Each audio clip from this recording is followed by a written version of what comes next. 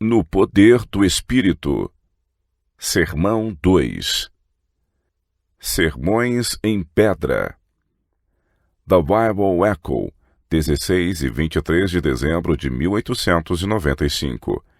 Pregado em 23 de outubro de 1895. Certo poeta mencionou ter visto sermões em pedra, e esse será o nosso estudo de hoje. Veremos sermões em pedra. José é um ramo frutífero junto à fonte. Seus galhos se estendem sobre um muro. Os flecheiros lhe dão amargura, atiram contra ele e o aborrecem. O seu arco, porém, permanece firme. E os seus braços são feitos ativos pelas mãos do poderoso de Jacó. Sim, pelo pastor e pela pedra de Israel. E chegando-vos para ele a pedra viva, reprovada na verdade pelos homens, mas para com Deus eleita e preciosa, vós também, como pedras vivas, sois edificados casa espiritual e sacerdócio santo, para oferecer de sacrifícios espirituais agradáveis a Deus por Jesus Cristo. Veremos diversos casos em que na experiência de um e de outro, num relato ou outro, aparece a ideia de pedra viva. Então veio a Amaleque e pelejou contra Israel em Refidim. Com isso ordenou Moisés a Josué: escolhe-nos homens e sai e peleja contra Amaleque. Amanhã estarei eu no cimo do outeiro, e o bordão de Deus estará na minha mão. Fez Josué como Moisés lhe dissera, e pelejou contra Amaleque. Moisés, porém, Arão e Ur subiram ao cimo do outeiro. Quando Moisés levantava a mão, Israel prevalecia. Quando, porém, ele abaixava a mão, prevalecia Amaleque. Ora, as mãos de Moisés eram pesadas, por isso tomaram uma pedra e a puseram por baixo dele, e ele nela se assentou. O fato de que Moisés se assentou sobre a rocha transmite um significado um pouco maior do que ele simplesmente ter algo sobre o que se assentar. Indica que o Deus de Israel, a rocha de Israel, era quem lhe daria a vitória. A pedra nas mãos do jovem pastor de Israel. Temos também o caso de Davi e Golias. Não precisamos tomar tempo agora para ler sobre como os filisteus haviam derrotado o exército de Israel e como Golias saía manhã após manhã a fim de desafiá-los. Davi, que não passava de um jovem pastor naquela época, desceu para visitar a seus irmãos. Eles, porém, o desprezaram. E acendeu-se a ira de Eliabe contra Davi e disse: por que desceste aqui? E com quem deixaste aquelas poucas ovelhas no deserto? Davi tinha vindo de sua tarefa de guardar as ovelhas. Um pastor é alguém que guarda as suas ovelhas. Ele não é alguém que as perde. Cristo é o bom pastor. Davi, após falar com Saul, obteve o seu consentimento para sair e lutar com Golias. E Saul vestiu a Davi com suas vestes, e lhe pôs sobre a cabeça um capacete de bronze e vestiu-o com uma couraça. Ele pensou que se Davi fosse lutar contra Golias, precisaria de armadura. O relato continua. Disse Davi a Saul: não posso andar com isto, pois nunca o usei. E Davi tirou aquilo de sobre si. Tomou o seu cajado na mão e escolheu para si 5 pedras lisas do ribeiro, e as pôs no alforje de pastor que trazia, a saber, no surrão, e lançando mão de sua funda foi-se chegando ao filisteu. O filisteu também se vinha chegando a Davi, e o seu escudeiro ia adiante dele. Olhando o filisteu e vendo a Davi, o desprezou, porquanto era moço, ruivo e de boa aparência. Disse o filisteu a Davi: sou eu algum cão para vires a mim com paus? E pelos deuses amaldiçoou o filisteu a Davi. Disse mais o filisteu a Davi: vem a mim e darei a tua carne às aves do céu e às bestas feras do campo. Davi, porém, disse ao filisteu: tu vens contra mim com espada e com lança e com escudo. Eu, porém, vou contra ti em nome do Senhor dos Exércitos, o Deus dos exércitos de Israel, a quem tens afrontado. Sucedeu que, dispondo-se o filisteu a encontrar-se com Davi, este se apressou e, deixando as suas fileiras, correu de encontro ao filisteu. Davi meteu a mão no alforje e tomou dali uma pedra e com a funda lhe atirou e feriu o filisteu na testa. A pedra encravou-se-lhe na testa e ele caiu com o rosto em terra. Assim prevaleceu Davi contra o filisteu, com uma funda e com uma pedra. Davi saiu em nome do Senhor, e Jesus foi com ele para dar-lhe a vitória simplesmente por meio de uma pedra. Não foi apenas a força e a precisão de Davi que fizeram com que a pedra afundasse na testa do filisteu. Era o poder de Deus que pelejava a batalha por ele. Isto foi registrado para nós. Temos batalhas a enfrentar contra inimigos do exército do Senhor, e prevaleceremos contra eles com uma pedra. Davi, sem armadura, sem implementos ou arte de guerra, seguiu com fé no Senhor dos Exércitos. Esse é o exemplo para nós. Ele prevaleceu com uma pedra. Jesus Cristo, a pedra viva, é a nossa força e poder para as batalhas contra o inimigo. Um edifício de pedras preparadas. Em 1 Reis 6, temos um relato da construção do Templo de Salomão. No verso 7 encontra-se a descrição da casa. Edificava-se a casa com pedras já preparadas nas pedreiras, de maneira que nem martelo, nem machado, nem instrumento algum de ferro se ouviu na casa quando a edificavam. As pedras do templo eram cortadas e lavradas, e cada pedra encaixava-se em um lugar específico no templo antes de serem montadas, e então, quando eram trazidas da pedreira, cada pedra encaixava-se em seu lugar. O edifício foi montado pedra após pedra, e não se ouvia qualquer som de machado ou martelo. E preparavam a madeira e as pedras para se edificar a casa. Mas toda a preparação foi feita antes de serem encaixadas afinal. Uma casa espiritual. Também vós mesmos, como pedras que vivem, sois edificados casa espiritual para serdes sacerdócio santo, a fim de oferecerdes sacrifícios espirituais agradável a Deus por meio de Jesus Cristo. Pois isso está na Escritura. Eis que ponho em Sião uma pedra angular, eleita e preciosa, e quem nela crer não será de modo algum envergonhado. Para vós outros, portanto, aos que credes, é a preciosidade, mas para os descrentes a pedra que os construtores rejeitaram, essa veio a ser a principal pedra angular, e pedra de tropeço e rocha de ofensa. São estes os que tropeçam na palavra, sendo desobedientes.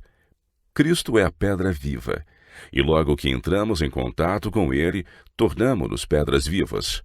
Separados dele, estamos mortos, mas ao entrarmos em contato com ele, somos para ele edificados casa espiritual, a qual casa somos nós, se guardarmos firme até ao fim a ousadia e a exultação da esperança, sendo ele mesmo, Jesus Cristo, a pedra angular.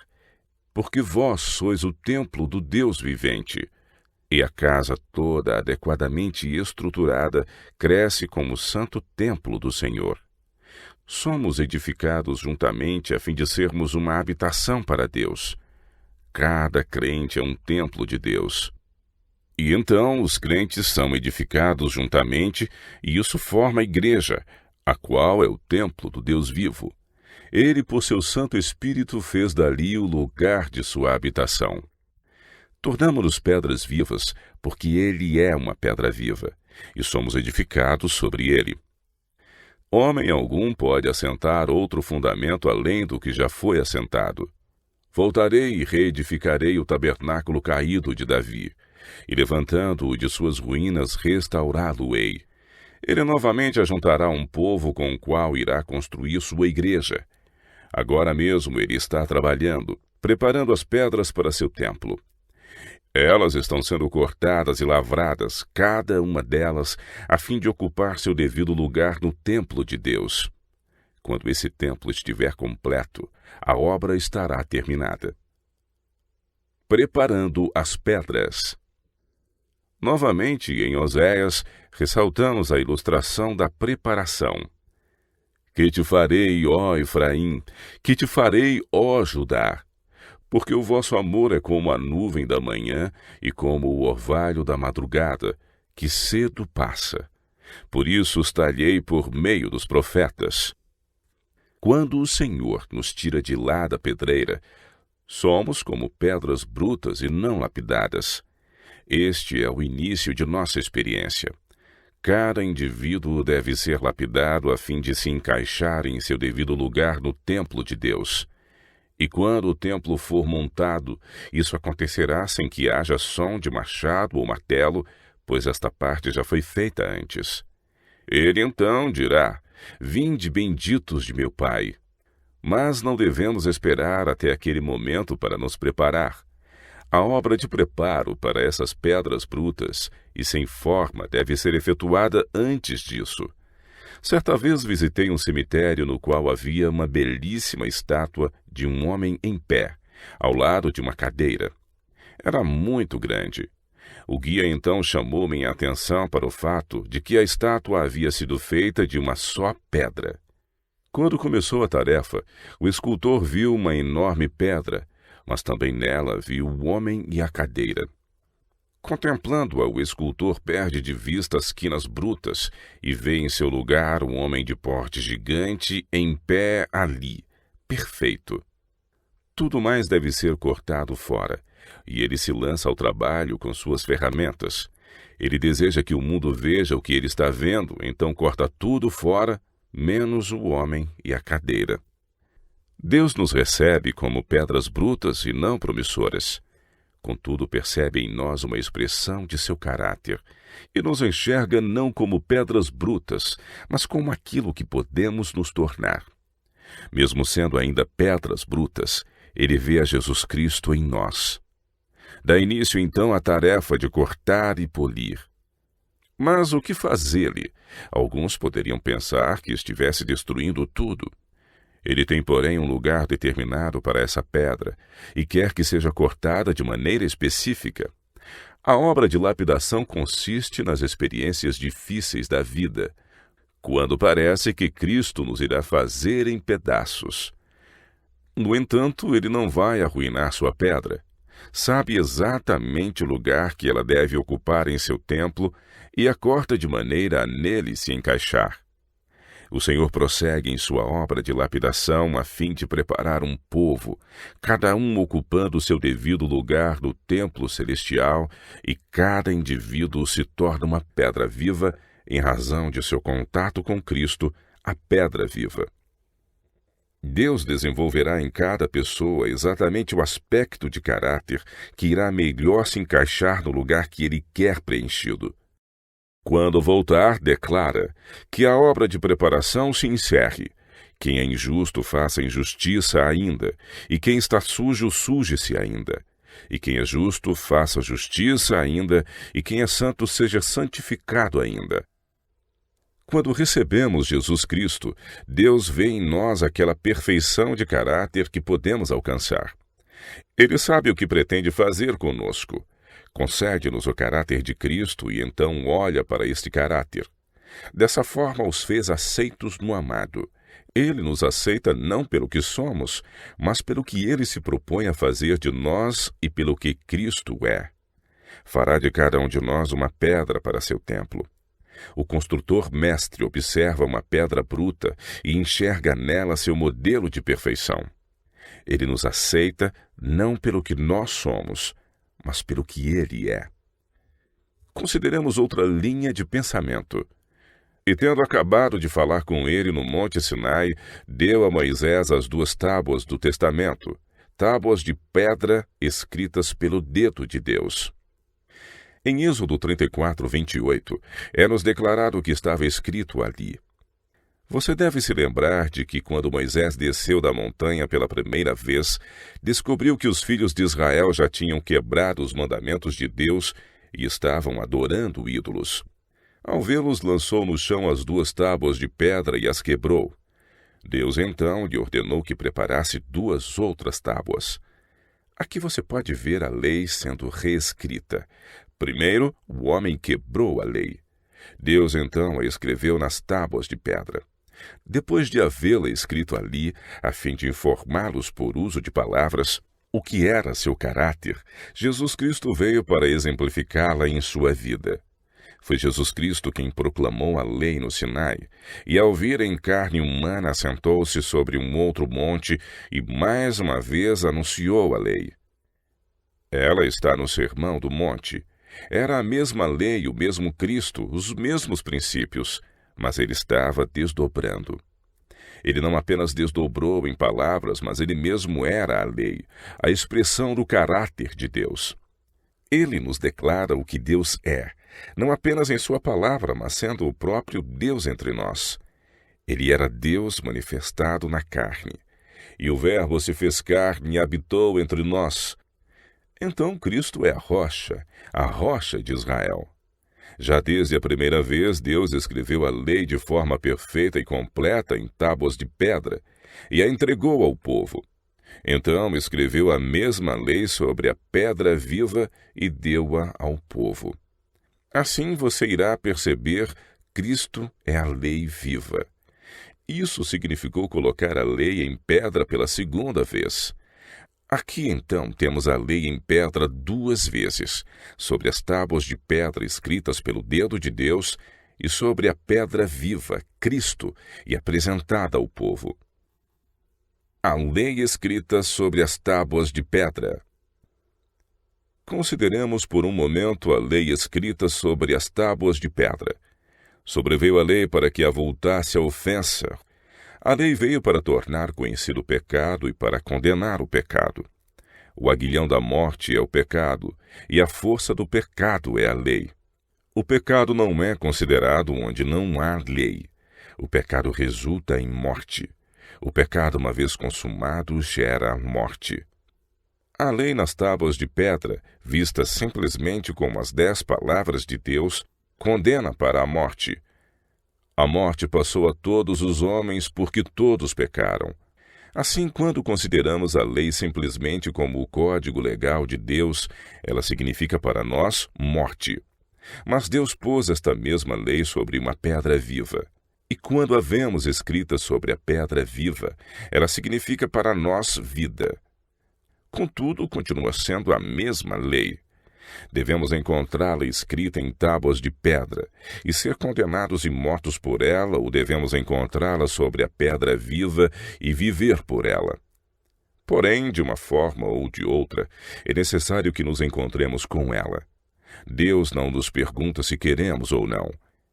E não faz diferença o que dizemos. Quer sejamos por ela condenados ou vivificados, ela continua sendo a mesma lei de Deus. É nossa atitude para com ela que faz a diferença. A lei do Espírito da vida. A lei em Jesus Cristo é a lei do Espírito da vida. Ele é a pedra viva, a rocha eterna. Todo o que cair sobre esta pedra ficará em pedaços, e aquele que sobre ela cair ficará reduzido a pó. Uma dessas duas opções vai acontecer. Ou caímos sobre a rocha, ou a rocha cai sobre nós. Se cairmos sobre a rocha, nós é que estamos na parte de cima. Seremos quebrados e ele nos sarará. Se cairmos do outro lado, a rocha é que está em cima e nos fará em pó. Todos têm de passar por uma dessas duas experiências. Será que cairemos sobre a rocha viva? Ou ela cairá sobre nós e nos tornará pó? Devemos nos encontrar com a lei de Deus estando ausentes de Cristo ou estando em Cristo. Ao nos encontrarmos com Deus ausentes de Cristo, Ele é um fogo consumidor. Quando o encontramos em Cristo, Ele é a nossa glória. Devemos estar escondidos na rocha a fim de contemplarmos a glória de Deus sem perecer. Eu suplico a vocês que considerem seriamente essa lição. É necessário que nos encontremos face a face com a lei de Deus. Quando o Espírito de Deus traz a lei perante nossa mente e nos torna convictos, faz isso para que possamos ser perdoados e purificados. O grande propósito de Deus. Deixe-me chamar sua atenção para outro ponto. O propósito de Deus encontrado na história, nos tipos, nas sombras e nas cerimônias é pregar o Evangelho. E mesmo em algumas situações que nos parecem as mais ameaçadoras, Deus ainda está pregando o Evangelho. Não duvido de que na mente de muitos tenha havido a impressão de que a morte por apedrejamento fosse uma terrível punição. Quantos olham para isso como uma maneira de pregar o Evangelho? Pode ser que vocês se lembrem de que nos dias da teocracia de Deus, quando sua lei era a lei da nação, qualquer ofensa contra essa lei era punida com apedrejamento. Contudo, nesse método de punição por se quebrar a lei nacional, Deus estava pregando o Evangelho. Se você fizer um estudo desse assunto e analisar cada um dos 10 mandamentos, verá que a punição por quebrá-los como lei nacional era o apedrejamento. Então, como era o Evangelho pregado em tais circunstâncias? Deus estava ensinando ao povo, mediante essa forma de punição, que a lei sem Cristo os apedrejaria até a morte. Assim como aquelas pedras literais os matavam, a lei em pedras mortas os mataria. Mesmo com isso, ele os estava ensinando a respeito da pedra viva, a pedra de Israel, a lei em vida. Isto é o Evangelho. Manda que estas pedras se transformem em pães. Então o tentador, aproximando-se, lhe disse: Se tu és o Filho de Deus, manda que estas pedras se transformem em pães. É como se Deus colocasse lições para nós, até mesmo na boca do diabo. Alguns ensinam Cristo por inveja, no entanto, Cristo é pregado. Se tu és o Filho de Deus, manda que estas pedras se transformem em pães. A obra de Cristo nesta terra era tornar pedras em pães, para que a lei que sobre as tábuas de pedras condena e mata, fosse nele, a pedra viva, transformada no próprio pão da vida. Sua obra ao longo de toda a sua carreira foi transformar pedras em pães, colocar a lei no Evangelho, transformar a morte na vida e tornar-se a vida que vive. Ele disse: Eu sou o pão da vida, e ao mesmo tempo ele é a rocha de Israel. A lei de Deus vivida por Cristo torna-se vida, e ele declara que o mandamento é vida eterna. Assim, embora Cristo recusasse em seu próprio benefício transformar pedras literais em pães, sua vida inteira foi gasta transformando pedras em pães para saciar o anseio de almas famintas. Quando recebemos a lei de Deus em Cristo, ela tem poder para nos fazer semelhantes a Ele. Um edifício cheio de glória. Essa lição sobre as pedras encontra-se em todas as Escrituras. Suponha que consideremos a lição encontrada em 1 Reis 6,14. Assim edificou Salomão a casa e a arrematou. Lembre-se de que essa casa foi construída de pedras. Olhando de fora, tudo o que se podia ver eram pedras, e você sabe que às vezes um prédio feito de pedras tem uma aparência fria e não convidativa. Assim edificou Salomão a casa e a arrematou. Também revestiu as paredes da casa por dentro com tábuas de cedro, desde o soalho da casa até ao teto, cobriu com madeira por dentro e cobriu o piso da casa com tábuas de cipreste.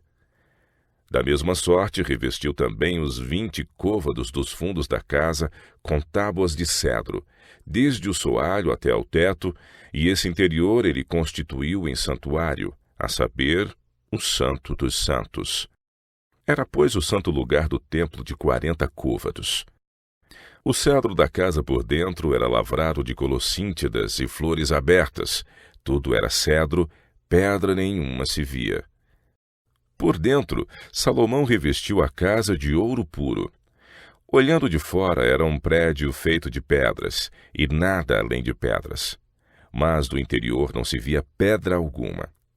Coloque-se fora de Cristo.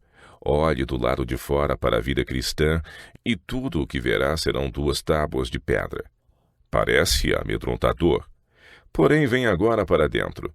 Você não necessita remover as pedras para fazer isso. Venha para dentro, e o prédio estará reluzindo com ouro. Somente os que permanecem do lado de fora reclamam de que a lei que eles têm de guardar seja dura. Venha para dentro. No lado de dentro não se vê pedra alguma. Contudo, elas não são removidas. O prédio permanece em pé por causa delas. Suponhamos que você as remova. O que será do resto do prédio? Ele irá desmoronar. Remova a lei e com ela irá o Evangelho. Você não pode guardar o puro ouro do Evangelho à parte da lei. Venha para dentro. Ali você não verá nada além de ouro puro. Outra consideração. Assim que você entra em um prédio de ouro, sua imagem se refletirá em todos os lugares. Cristo deseja que reflitamos sua imagem no templo do Deus vivo. Uma cidade murada. Em toda a Escritura Sagrada, faz-se menção de cidades muradas. Esses muros eram feitos de pedras. Jerusalém era uma cidade murada. O muro tinha por objetivo a proteção. Contudo, mesmo que uma cidade for cercada por muros, não importa quão bem feito ele seja, se nele houver uma brecha, acabou-se a proteção. O inimigo nunca ataca uma cidade que tenha brecha no muro em qualquer outro lugar a não ser na brecha. Você verá que esta ideia do muro é muito proeminente em todas as Escrituras. Podemos notar esse fato na experiência de Neemias. Ele estava triste porque a cidade de seus pais estava destruída e o muro estava derrubado. Por essa razão, ele se propôs subir e reconstruir a cidade e o muro. Diz ele em seu relato: Tendo Sambalate ouvido que edificávamos o muro, ardeu em ira e se indignou muito e escarneceu dos judeus. Então falou na presença de seus irmãos e do exército de Samaria e disse: Que fazem esses fracos judeus? Permitisse-lhes isso, sacrificarão? Darão cabo da obra num só dia? Renascerão acaso dos montões de pó as pedras que foram queimadas? O que eles pensam que vão fazer? As pedras estão soterradas. Será que estes fracos judeus pensam que vão recuperá-las? O relato continua. Estava com ele Tobias, o amonita, e disse: Ainda que edifiquem, vindo uma raposa derribará o seu muro de pedra. Ouve, ó nosso Deus, pois estamos sendo desprezados. Caia o seu opróbrio sobre a cabeça deles, e faze que sejam despojo numa terra de cativeiro. Não lhes encubras a iniquidade, não se risque de diante de ti o seu pecado, pois te provocam a ira na presença dos que edificam. Assim edificamos o muro, e todo o muro se fechou até a metade de sua altura, porque o povo tinha ânimo para trabalhar. O muro de Deus para seu povo. Lemos no livro de Marcos que certo homem plantou uma vinha e cercou-a de uma sebe. Para que servia a sebe? Para proteção. O Senhor tirou a sua vinha do Egito e a estabeleceu e construiu uma cerca ao seu redor. Este é o propósito de um muro, servir de proteção e manter o inimigo do lado de fora. O muro, porém, precisa estar completo. Deus construiu um muro para seu povo. A lei é esta proteção. Mas, para que seja uma proteção completa, precisa ser um muro completo. Nossa segurança está em termos um muro completo. Infelizmente, porém, eles haviam derrubado o muro. É propósito de Deus que o muro seja construído novamente. Porventura não é este o jejum que escolhi, que soltes as ligaturas da impiedade, desfaças as ataduras da servidão, deixes livres os oprimidos e despedaces todo o jugo? Porventura não é também que repartas o teu pão com o faminto, e recolhas em casa os pobres desabrigados, e se vires o nu, o cubras, e não te escondas do teu semelhante? Então romperá a tua luz como a alva. A tua cura brotará sem detença. A tua justiça irá diante de ti, e a glória do Senhor será a tua retaguarda. Então clamarás, e o Senhor te responderá. Gritarás por socorro, e ele dirá: Eis-me aqui. Se tirares do meio de ti o jugo, o dedo que ameaça, o falar injurioso. Se abrires a tua alma ao faminto e fartares a alma aflita, então a tua luz nascerá nas trevas, e a tua escuridão será como o meio-dia. O Senhor te guiará continuamente, fartará a tua alma até em lugares áridos e fortificará os teus ossos. Serás como um jardim regado e como um manancial cujas águas jamais faltam. Os teus filhos edificarão as antigas ruínas, levantarás os fundamentos de muitas gerações e serás chamado reparador de brechas e restaurador de veredas, para que o país se torne habitável. Se desviares o pé de profanar o sábado e de cuidar dos teus próprios interesses no meu santo dia, se chamares ao sábado deleitoso e santo dia do Senhor, digno de honra, e o honrares não seguindo os teus caminhos, não pretendendo fazer a tua própria vontade, nem falando palavras vãs, então te deleitarás no Senhor. Eu te farei cavalgar sobre os altos da terra, e te sustentarei com a herança de Jacó, teu pai, porque a boca do Senhor o disse. Uma brecha a ser reparada. Foi feita uma brecha no muro que Deus desejava estabelecer ao redor de seu povo. Esta deve ser reparada, e o povo de Deus precisa ser cercado por uma lei perfeita. Cada mandamento deve ser restaurado, e serão chamados reparadores de brechas. Cada um constrói defronte de sua própria casa. Você está construindo defronte de sua casa ao reparar a brecha? Se sim, o muro será novamente construído, mesmo em tempos angustiosos. Essas considerações constituem apenas uma amostra do que as Escrituras dizem sobre pedras. Deus quer que mantenhamos em mente suas palavras, a fim de podermos viver nelas. Finalmente, que acima de tudo, e em tudo e através de tudo, vejamos Jesus Cristo, a rocha de Israel, a rocha eterna.